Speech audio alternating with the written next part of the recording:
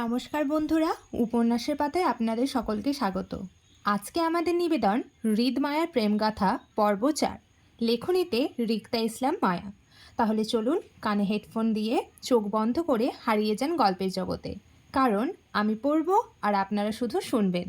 হাতে প্রেমের চিঠি নিয়ে হাঁটছি, সাথে ফ্রিতে 2টো লাল গোলাপও আছে। এইগুলো কিছুক্ষণ আগে আমাদের কোচিংয়ের এক সিনিয়র ভাই দিয়েছে। সে বারবারই আমাকে প্রেম নিবেদন করে যাচ্ছিল বিগত 1 মাস ধরে। আমি তার আগে সাড়া দিইনি কখনো। সাড়া না দেওয়ার পিছনে যথেষ্ট কারণও ছিল। আমি বিবাহিত মেয়ে। বিবাহিত মেয়েদের যেমন প্রেম ভালোবাসা মানায় না, ঠিক তেমনই মানায় না তাদের হাতে প্রেমপত্র, সেটাও। কিন্তু এই কথাটা কিভাবে বোঝাবো গদর্ভ ছেলেদের? বিগত 1 মাস ধরেই কোচিংয়ের ভাইয়াটি আমাকে এটা সেটা বলে জ্বালাতন করত, কিন্তু আজ তো সরাসরি ফুল আর চিঠি দিয়ে বসলো এক সিনিয়র আপুকে দিয়ে। আমি প্রথমে নিইনি, পরে আমার অনুপস্থিতিতে এসব আমার ব্যাগে রেখে গেছে। সেটা আমি মাত্রই ব্যাগ খোলাই বুঝতে পারলাম। সকালে কোচিং ক্লাস শেষ করে কলেজে যাওয়ার পথে আইসক্রিম খেতে ব্যাগ থেকে টাকা বের করতে গিয়ে চিঠি আর ফুলগুলো পেলাম। সেই থেকেই এইগুলো আমার হাতে। আর জুঁই, সে তো এক ঝুলি প্রশ্ন খুলে বসে আছে আমার সম্মুখে, 2 হাতে আইসক্রিম নিয়ে। হাতের চিঠি আর ফুলের দিকে তাকিয়ে হতাশার দীর্ঘশ্বাস ফেলে কাঁধে কলেজ ব্যাগটা চাপালাম। অন্য খালি হাতটা দিয়ে দোকানের বিল পরিশোধ করে চট করে জুঁইয়ের থেকে কোন আইসক্রিম নিয়ে নিলাম। বিনা বাক্যব্যয়ে সামনের দিকে ঘুরে যেতেই জুঁইও দ্রুততর পা চালায় আমার সাথে। আমি এক হাতে ফুল আর চিঠি নিয়েই আইসক্রিমের প্যাকেট ছিঁড়ে মুখে আইসক্রিম তুলতে পাশ থেকে ক্ষেপ্ত হলো জুঁই। নিজের করার প্রশ্নের উত্তর না পেয়ে চেতন গলায় বলল, অসভ্য মাইয়া, বলবি কিছু? তোর এসব কে দিছে? তুই কি লুকিয়ে প্রেম করছিস? জুঁইয়ের কথায় রাগ হলো না, বরং হতাশায় বুক ভার হলো আরও। অনেক ইচ্ছা ছিল কলেজে উঠে লুকিয়ে একটা প্রেম করব, কিন্তু আমার স্বপ্ন মাটি চাপা পড়ে গেল আধার রাতের হঠাৎ বিয়েতে। হয়তো আমার বিয়ে না হলে আজ এই চিঠি আর গোলাপ ফুল পেয়ে চিন্তাভাবনা করতাম সিনিয়র ভাইয়ের সাথে প্রেমটা করব কিনা। কিন্তু হায় আমার অসহায়ত্ব! নাম দাম কিচ্ছু জানি না এমন এক ব্যক্তির সাথে আমার বিয়ে হলো। তার জন্য আমার কাছে দুনিয়ার সকল পুরুষই হারাম হয়ে আছে, অথচ হালাল পুরুষের চেহারাটা অবধি মনে নেই।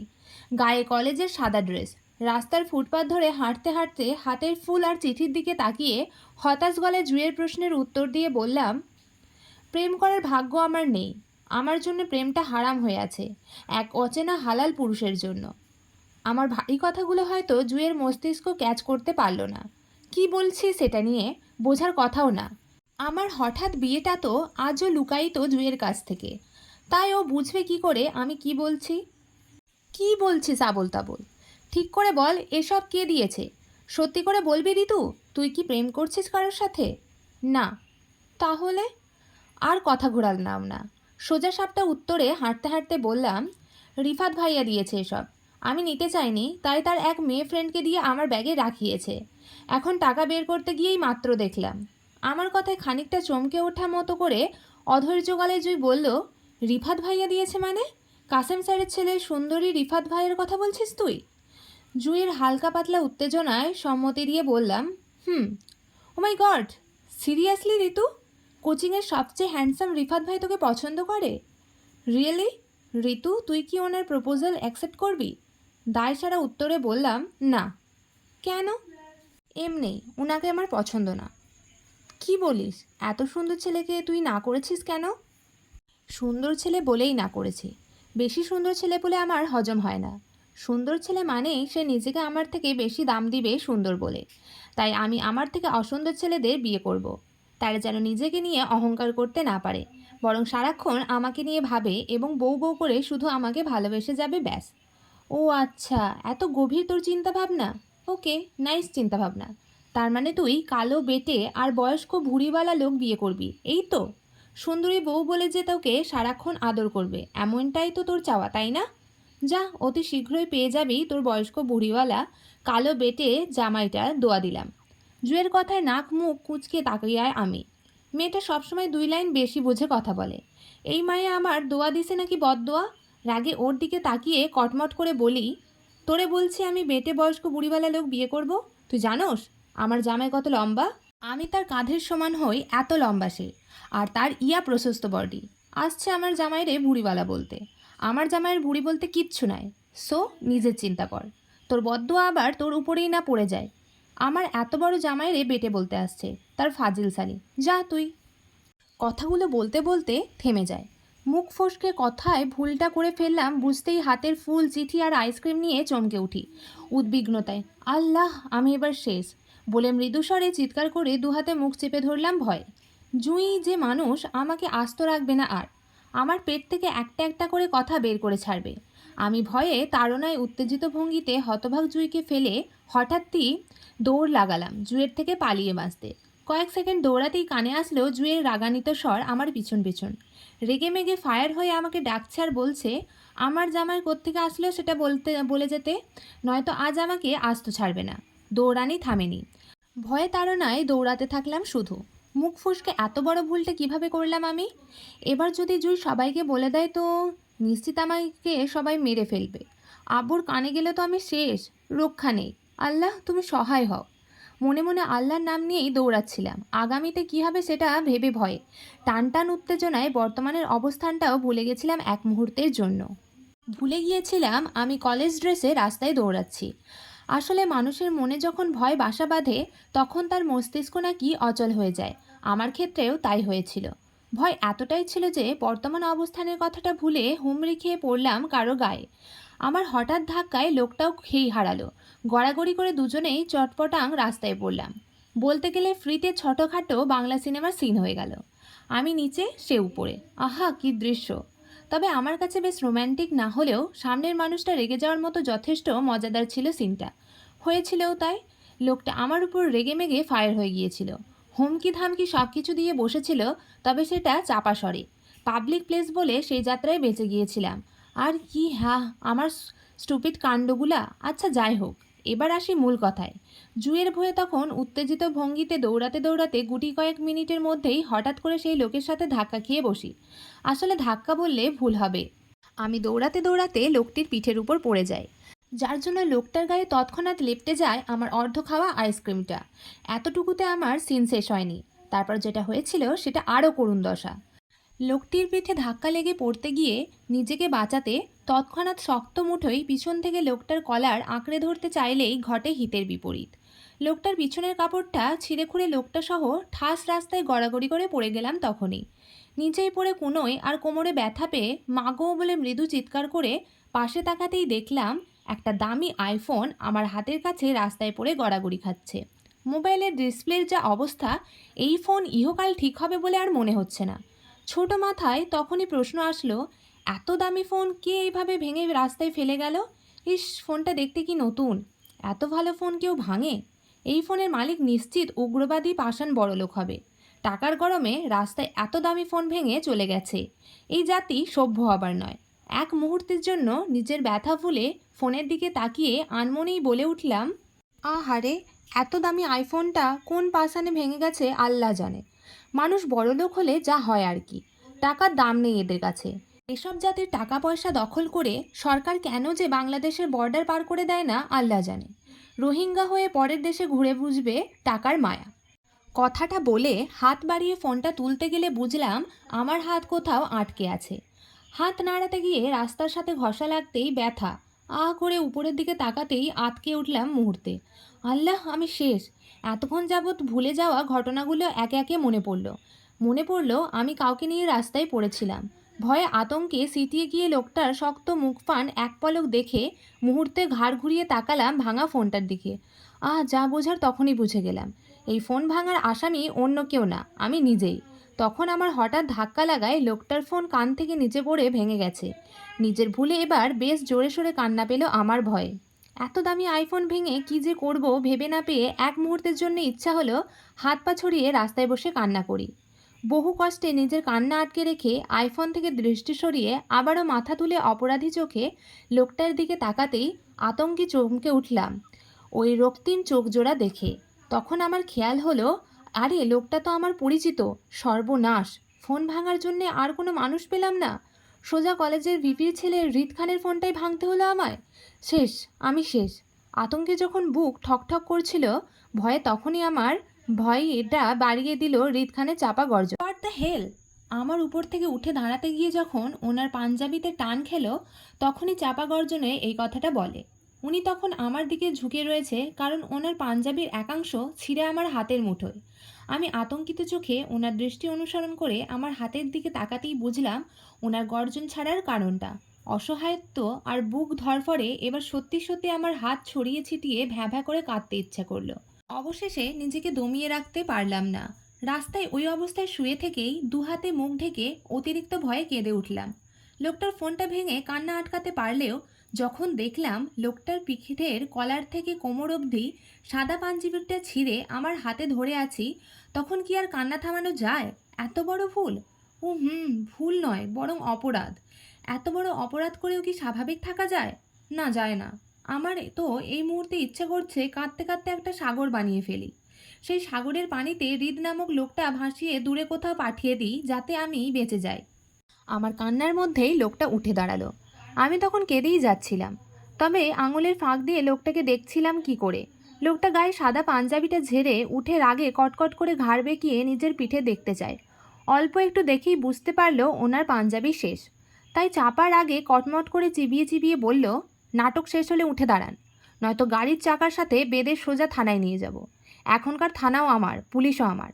শুধু আসামি হয়ে সারা জীবন পচে মরতে হবে আপনাকে। হাড় হিম করা হুমকিতে কেঁপে উঠলাম আমি। সর্বনাশ, থানা পুলিশ করলে আমি শেষ। আমার আব্বু আস্ত রাখবে না।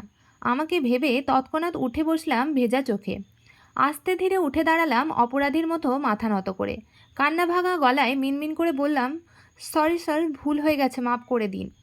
ওনার উত্তর না পেয়ে অপরাধী চোখ তুলে তাকাতেই চোখাচোখি হলো দুজনের। উনি কেমন কপাল কুঁচকে তাকিয়ে আছে আমার দিকে। দৃষ্টিতে শীতলতা নেই, খানিকটা রাগ আছে, তবে বেশ বিরক্তিকর প্রকাশ। আমি ভয়ে কাচুমাচু করে এদিক সেদিক তাকিয়ে আবারও পালাবার রাস্তা খুঁজছিলাম। তখনই আমার পায়ের কাছে কিছুর আভাস পেয়ে নিচে তাকিয়ে দেখলাম উনি ঝুঁকে রাস্তা থেকে কিছু তুলছে।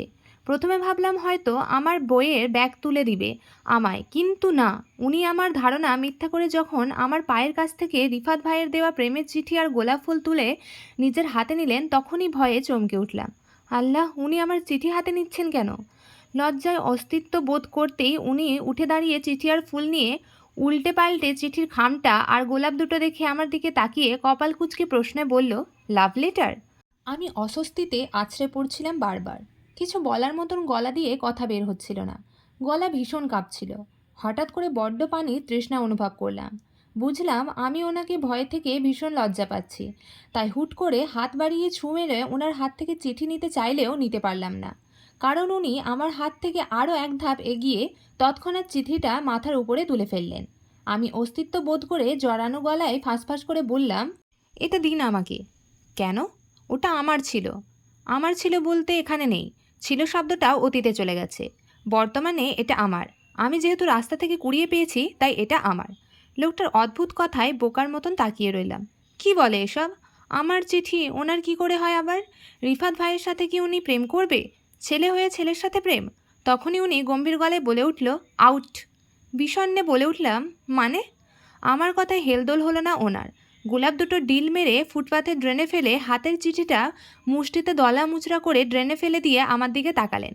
হাতের ঘড়িটা এক পলক দেখে দায়সারা উত্তরে বললেন, এই শেষ। নেক্সট টাইম আমার চোখের সামনে পড়া নিষেধ। কথা অমান্য হলে জীবনও শেষ। মানে? এটা কোনো কথা? কেউ কি কারোর সামনে ইচ্ছে করে যায় নাকি? আমি কি এখন ইচ্ছাকৃত কিছু ঘটিয়েছি ওনার সাথে? সব কিছুই তো অনাকাঙ্ক্ষিত। এর জন্য উনি আমাকে মেরে ফেলার হুমকি দিচ্ছেন? আমার মতো অপরিচিত মেয়ের সাথে ওনার কি শত্রুতামি? প্রথম দিন থেকেই কেন আজে বাজে আচরণ করছে? এখন আবার মারার হুমকি দিচ্ছে। আচ্ছা, লোকটা কি সন্ত্রাসী টন্ত্রাসী নয় তো? হতেই পারে, হু নোজ। যদি দেখা হয় তো? আমার হঠাৎ প্রশ্নে ওনার মুখে হালকা পরিবর্তন ঘটল। এক কদম এগিয়ে এসে আমার দিকে হালকা ঝুঁকে ওনার দুই আঙুল বন্দুকের মতন করে তাক করলো আমার গলার উপর ও থুতনির নিচে। বেশ সিরিয়াস গলায় বলল, কথার অবাধ্য হলে গুলি যে কোথায় করব নিজেও জানি না। অপরিচিত কাউকে যে এমনভাবে হুমকি দেওয়া যায় আমার জানা ছিল না। আমি অপরিচিত হয়েও যদি আমার সাথে এমন ব্যবহার করে, তাহলে পরিচিত মানুষের সাথে কি করেন উনি আল্লাহই জানে। এমন উদ্গ্রীব তেরা মানুষটার গার্লফ্রেন্ডগুলো টেকে তো? বড্ড জানতে ইচ্ছে করলো আমার ছোট্ট মনে। তবু মুখে বাকি প্রশ্নটা করার সাহস হলো না। আবারও চুপ করেই রইলাম। ভয়ের তো মুখে নিভে যাওয়া গলায় আস্তে করে বললাম, আপনি আমার সাথে এমন করেন কেন? আমি তো ইচ্ছে করে আপনার ফোন ভাঙিনি। ভুল, আউট। লোকটার গম্ভীর গলার কেঁপে উঠলাম আমি। আবারও অপমান! এবার তো আমি ওনার রুমে নেই, রাস্তায় দাঁড়িয়ে আছি। রাস্তা থেকে আউট হয়ে যাব কোথায়? আকাশে? অপমান সহ্য করতে না পেরে বলেই ফেললাম, অপরিচিত মানুষের সাথে ভালো ব্যবহার করতে হয়। আমার কথায় যেন চটে গেলেন উনি। তিরতির মেজাজে চিবিয়ে বলল, জ্ঞান দিতে বলেছি? আপনার শুকরিয়া আদায় করা দরকার আপনি আমার পরিচিত কেউ নন। নয়তো যে ডানা মেলে রাস্তায় উড়ে বেড়াচ্ছেন সেই ডানার পাখনাগুলো কবেই ছাঁটা হয়ে যেত আমার। নাও আউট! লোকটা রাগান্বিত মেজাজ ভয়ে সিটিয়ে গেলাম আমি। কি সাংঘাতিক লাগে লোকটা রেগে গেলে। আর কিছু বলার সাহস পেলাম না। ব্যাগ নিয়ে যে বেগে দৌড়ে এসেছিলাম সেই বেগে দৌড়ে পালিয়ে গেলাম। জীবনে বেঁচে থাকলে সজ্ঞানে কখনো লোকটার সম্মুখে হব না। অসভ্য নেতা। মায়া যেতেই হৃদ বিরক্তিকর চোখ তুলে নিজের ভাঙা ফোনটার দিকে তাকালো। জরুরি দরকারে চট্টগ্রাম এসেছিল দাদার বাড়িতে, কিন্তু মাঝে গাড়ির টায়ার পাঞ্চার হওয়ায় বডিগার্ড পাঠিয়েছে গাড়ির টায়ার চেঞ্জ করতে। এর মধ্যেই ফোন আলাপ করছি দাঁড়িয়ে দাঁড়িয়ে, কিন্তু হঠাৎ করে মায়ের আগমনে ফোনটা ভাঙলো। এমন না সে ফোন ভাঙার রিয়াক্ট করতো না, অবশ্যই রিয়াক্ট করতো, কিন্তু চোখের সামনে মায়াকে দেখে তার রিয়াকশানটা উল্টো দিকে চলে যায়। মেয়েটাকে দেখলে কেন যেন তার বড্ড পরিচিত লাগে। হারিয়ে যাওয়া বউটার কথাও মনে পড়ে। আজ বিগত 1.5 বছরের উপর হয়ে গেছে তার হঠাৎ বিয়ের সময়কাল। এতদিন তার তেমন একটা বিয়ের সম্পর্কে জানতে ইচ্ছা হয়নি, কিন্তু সেদিনকার কলেজের ফাংশনে মেয়েটিকে দেখেই তার হারিয়ে যাওয়া বউটার কথা মনে পড়ল ভীষণ করে। বিশেষ করে মেয়েটার গলার স্বরটা তার বেশ পরিচিত লাগলো। হ্যাঁ, সেদিন ঝড়ের রাতে অ্যাক্সিডেন্টে তার হুঁশ তেমন ছিল না, যার জন্য সাহায্যকারী মেয়েটার মুখটা স্পষ্ট করে দেখতে পায়নি সে। ঝাপসা ছিল মুখটা, কিন্তু মেয়েটার কণ্ঠটা আজও তার কাছে স্পষ্ট। তারপর কাজী সাহেবের দেওয়া কাবিননামায় দেখেছিল সে তার বইয়ের নামটা রিক্তা ইসলাম মায়া, বাড়ি ব্রাহ্মণবাড়িয়া। ব্যাস এতটাই দেখেছিল। আর বইয়ের সম্পর্কে আর কিছু জানেন না সে, জানার ইচ্ছেও নেই। কিন্তু সেদিন ফাংশনে এই ইসরাত নামক মেয়েটার মুখে ব্রাহ্মণবাড়িয়া শব্দটা শুনেই চোখ তুলে তাকিয়েছিল সে। দেখেছিল মেয়েটাকে, বেশ পরিচিত মনে হয়েছিল মুখটা। সে প্রথমে সন্দেহ করেছিল মেয়েটা তার বউ হতে পারে ভেবে। এজন্য মূলত ফাংশন শেষে দ্বিতীয়বার সাক্ষাতে সে মেয়েটার নাম জিজ্ঞাসা করেছিল।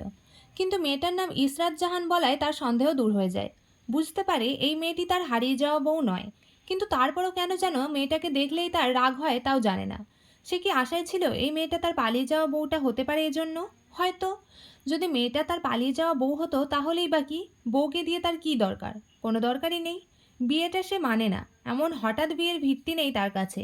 সেখানে এই বেয়াদব মেয়েকে তো বউ হিসাবে আরও দরকার নেই। নিজের চিন্তাভাবনাটায় হৃদ নিজেই ফোড়ন কাটল তৎক্ষণাৎ। নিজের ভাবনায় নিজেই বিরোধিতা করলো। না, এই বেয়াদব মেয়েটাকে তার বউ হিসেবে নিজের জন্য দরকার না হলেও অন্তত আজকে একটা থাপ্পড় মারার জন্য হলেও মেয়েটা তার বউ হওয়ার দরকার ছিল। রাস্তায় দৌড়াদৌড়ি করে প্রেম চিঠি নিয়ে ঘুরে বেড়ানো বের করতো বেয়াদব নারী। হৃদের চিন্তাভাবনার মাঝেই গাড়ি এসে থামল।